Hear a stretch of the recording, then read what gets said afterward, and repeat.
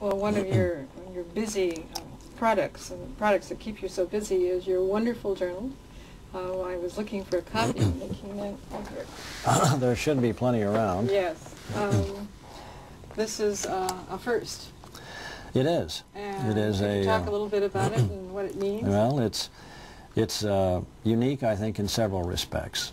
First of all, it is a peer-reviewed journal, so that hopefully it has contributed to the enhanced scientific credibility of these systems.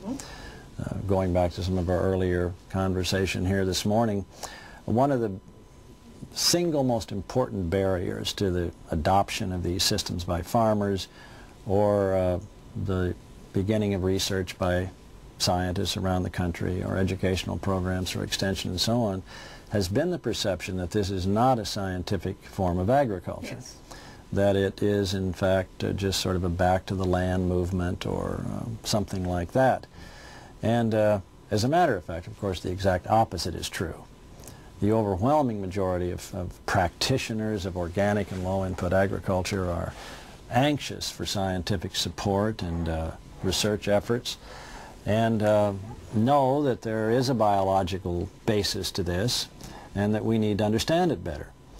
So trying to somehow help people understand, researchers and educators and policymakers too, both in USDA and the land grant system and on Capitol Hill, understand that we're talking about a frontier of scientific research, really, has been, I think, the most important challenge and the most important single missing link or weak link in this whole effort.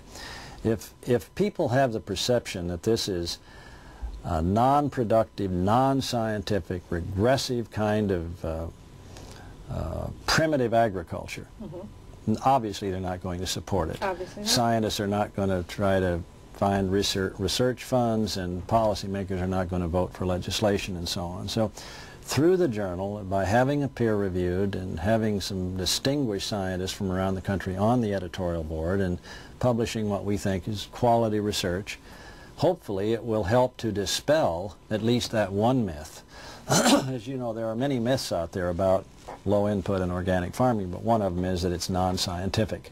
And until you break through that barrier, it's very difficult to get people to take this whole matter seriously.